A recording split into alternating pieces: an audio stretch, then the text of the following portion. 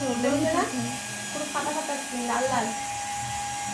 কালকে থেকে এটা হয়েছে রাতে। কিছু মেখেছো যে যার জন্য স্কিনটা এতটা ড্রাই হয়ে গেল? তাহলে এমনি এগুলো পুরো ফেটে ফেটে গেছে, এই জায়গাটা এইগুলো তো হালকা ছিলই আগে, কালকে অতিরিক্ত দেখলাম পুরো ফেটে ইয়ে গেছে, হয়ে এই গেছে। জায়গাটা পুরো লাল হয়ে গেছে। হ্যালো এভরিওয়ান, আমি মেকআপ আর্টিস্ট স্বাতি। চলো আজকে তাহলে এই ব্রাইডের স্টোরিটাই তোমাদের সাথে শেয়ার করি। ব্রাইডের মুখ থেকে তো শুনেই নিলে ওর স্কিনটার কী অবস্থাই না হয়েছে।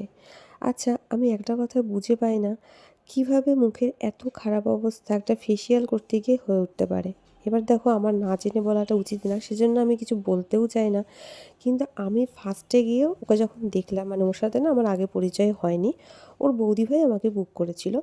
তো আমি তো ওকে ফেস টু ফেস দেখিনি। আমি যখন ওকে গিয়ে বসালাম আমার কাছে মেকআপ শুরু করার আগেই, আমি ওর স্কিনে হাত দিয়ে বলছি, তোমার এগুলো কী হয়েছে এখানে, ফাটা ফাটা ফাটা ফাটা, এইগুলো ফাটা ফাটা ফাটা ফাটা। বলছি, দিদি আমার মুখটা না খুব জ্বলছে, আমার মুখটা পুড়ে গেছে। আমি যে পুড়ে গেছে, কী করে পুড়ে গেল? যাই হোক, সেই ঘটনাটা শুনলাম যে ফেসিয়াল করতে গিয়েছিল 2-3 দিন আগে। আমার তো মনে হয় বিয়ে যখন ডেট এগিয়ে, মানে বেশ কিছুদিন হাতে সময় নিয়ে ফেসিয়ালটা করা উচিত, অন্তত 7 দিন আগে। একদম সদ্য সদ্য তো কোনো ট্রিটমেন্টই করা উচিত না, সেটা ফেসিয়ালই হোক, হেয়ার ট্রিটমেন্টই হোক। এবার কার ভুল কার দোষ আমি সেসবের মধ্যে যেতেই চাই না, যেহেতু আমি নিজে চোখে দেখিনি সেই কারণে। কিন্তু ওর স্কিনটা এতভাবেই জ্বলে গেছে বা পুড়ে গেছে, ওর মুখ পুরো এখন শুধু হু হু করে জ্বলছে। আমি তো গিয়েই দেখতে পারলাম এই কাণ্ড। আমি তো এবার ভাবছি, হায় ভগবান, আমি এবার কী করে ওকে মেকআপ করবো? এই মুখে কি মেকআপ আদৌ বসবে কি জানি। পুরো ভগবানের নাম করে আমি মেকআপটা করেছি। এবার আমরা কিন্তু সবসময় চাই একটা ক্লিন ফেস। এবার যদি ধরো এর যেমন দেখতেই পারলে আপার লিপের যথেষ্ট হেয়ার গ্রোথ ছিল, মানে আপার লিপ করে না, তাতেও আমার কোনো সমস্যা নেই, সে নাই করতে পারে।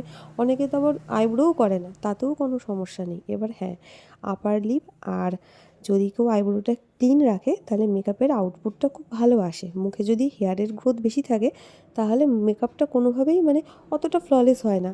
তো এ যেমন মুখে যথেষ্ট, এই দেখো এখানে আপার লিপে মানে হেয়ার গ্রোথ ছিল, সেটাও ঠিক আছে, কিন্তু এই জায়গাগুলো পুরো পুড়ে গেছে। এবার আমি যাই দিচ্ছি মুখে ওর জ্বলছে, মেকআপ তো বসছেই না। আমি তো প্রচণ্ড প্যানিক লাগছিল, আমার রীতিমতো টেনশন হচ্ছিলো যে ভগবান, আমি এত ভালো ভালো জিনিস দিচ্ছি প্রোডাক্টে, তো যে রেঞ্জের বুক ছিল সবই ভালো ভালো জিনিস, কিন্তু তা সত্ত্বেও মেকআপে এরম কেন হচ্ছে? আমি আগেও বলেছি তোমাদের, আমাদের অভিজ্ঞতা প্রতিদিন আলাদা রকম হয়। এই রকম ধরনের অভিজ্ঞতা আমার হয়। আমি ফেসবুকে রিলস তো প্রচুর দেখি, ভিডিও দেখি, এরকম অনেক হয়। নিজের সাথে যতক্ষণ না হয় বা নিজে হাতে যতক্ষণ না আমরা এটা করি, ততক্ষণ সত্যিই বোঝা যায় না। আজকে এই অভিজ্ঞতাটা আমার হলো। এবার ভিডিওতে সব রকম কথাই তোমাদের বলি, তাই পুরো ভিডিওটাই শেয়ার করছি। আমি সেই জন্য ফটো আগে শেয়ার করছি না, আগে ভাবলাম আমি ভিডিওটাই শেয়ার করি। অন্য সময় তো মেকআপের ফটোগুলো আগে শেয়ার করি, তারপর ভিডিওগুলো দিই। কিন্তু আজকে আমি এই ভিডিওটা আগে তোমাদের সাথে শেয়ার করি, তারপর ফটোগুলো করব। কিন্তু ফিনিশিং, মানে যত সময় গেছিলো, মেকআপটা একদম পুরো স্কিনে অ্যাবজর্ব হয়ে গেছিলো। এই ফাটা ফাটা ব্যাপারটা, ওর যে পোড়া জায়গাগুলো, সেইগুলো আর বোঝা যাচ্ছিলই না।